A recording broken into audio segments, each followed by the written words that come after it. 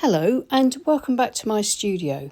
Today I'm going to be showing you how I painted this lovely summer scene with a dainty tree and fields and distant hills. The first thing I did was to create a very simple loose pencil sketch. That will give me a roadmap to follow when I come to paint. If you're interested in referring to this sketch, then please take a screenshot now. I'm using Milford cold press watercolour paper. It's taped to my board and my board at an angle of about 20 degrees tilt. Just before I get into the demo, I'd just like to give a plug to my book, Landscapes in Watercolour. It's available to buy from all good bookstores, and if you're interested in it, I've put a couple of links in the description below. There are 10 projects, 5 pure watercolour and 5 line and wash, and lots of information about getting you going with watercolour painting. The first thing I'm going to do is wet the page all over with my large wash brush. I use a Princeton Aqua Elite Mottler brush at the moment. I really like it. It covers the page really nice and quickly, and I can paint lovely loose skies with it. This is cerulean blue, and I'm painting a graduated wash, darker across the top with horizontal brush strokes, and then allowing the paint to run out on the page so it becomes paler towards the bottom of the page. And now swapping to a bit of indigo to give me a bit of a distant tree line and some distant hills, just a suggestion of distant landscape. Then bringing in some sap green to create the green of the fields, leaving a little gap on the left and building up some colour on the right so that I get different, or the impression or suggestion of different planes of land. And I'm painting around where I want my path to go, leaving that unpainted at the moment. Keeping things nice and loose, just getting the brush strokes kind of situated on the page. Just using a bit of paper tissue to dab out a bit of the paint that got into the distant path. And this is some raw sienna and a bit of raw umber, maybe dab into a bit of burnt sienna and just put in some close-up grasses and sort of crops on the side of the field. I've decided to take a clean damp brush. This is a size 6 mop brush, and I'm just lifting out a little bit of cloud just to give me some slightly stronger definition for those clouds in the sky. So I'll continue to work on this scene, building up the roadway and the distance, and then beginning to put in the tree, first by scraping through the damp paint to create the outline of some trunks, and then by using some mid-value sap green and perylene green to actually start off the canopies themselves.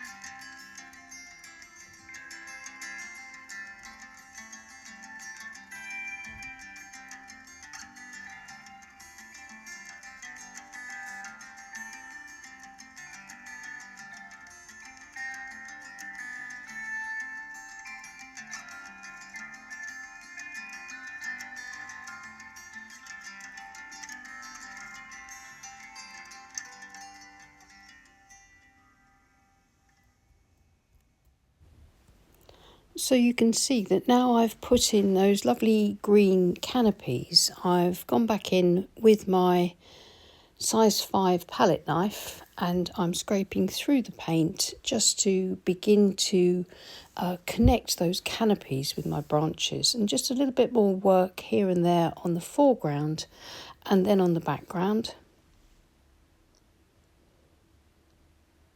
Keeping it nice and loose, I just want suggestions of the scene rather than overtly painting detail. I'm going to lay my board flat now and just make a few little tweaks and adjustments here and there using the fan brush and the quill brush to create some texture and to soften back. And then I'll add a little bit of table salt into the damp foreground to give me the impression of some pretty little flowers amongst the grasses.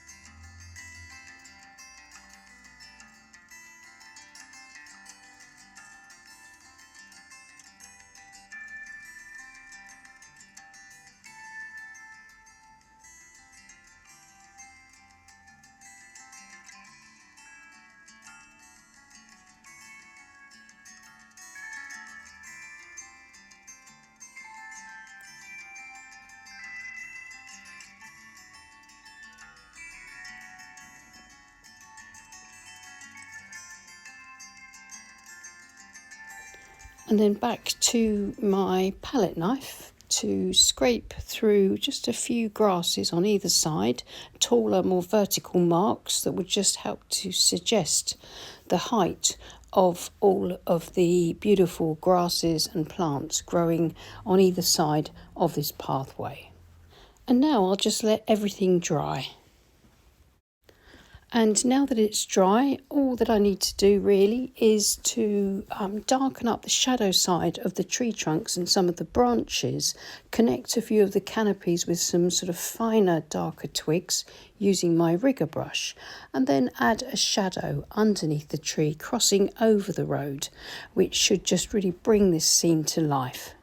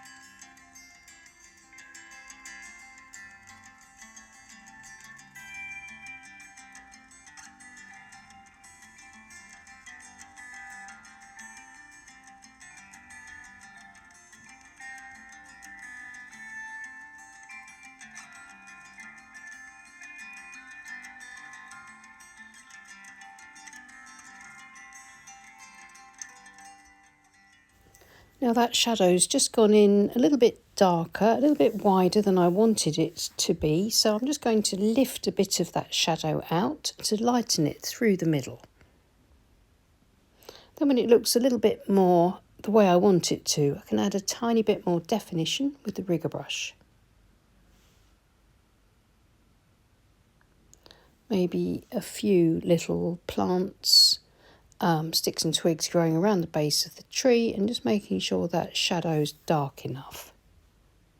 You see it crosses the road and then just sort of the shadow stretches into the field, the other side of the path. And I think that shadow works fairly well. Now all that's left for me to do is use that dark shadow colour, which is a mixture of burnt sienna, indigo, a bit of Payne's grey, maybe a touch of sepia, whatever dark colours I've got on my palette, just to put some shadows at the base of some of those grasses on either side of the path.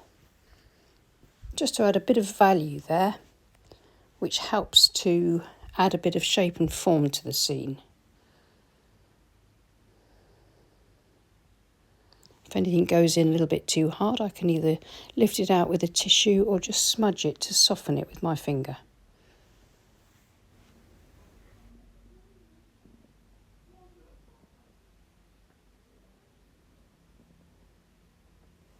Just a few shadows over on the other side to balance things out a bit.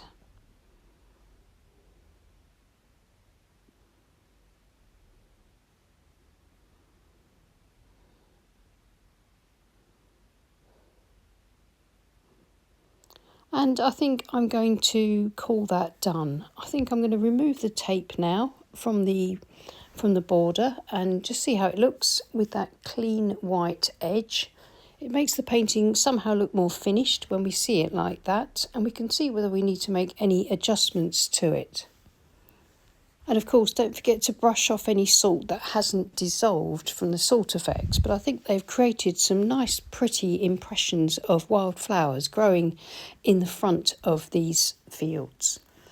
And I think this painting has captured what I wanted it to, which was that beautiful summer weather and this sort of dainty tree that's just been caught by the wind. We've created aerial perspective by sort of using paler, sort of more greyed out colours in the very background, with less detail, and the warmer colours and more detail in the foreground as these cooler, paler colours recede and the warmer colours tend to come forward in the painting.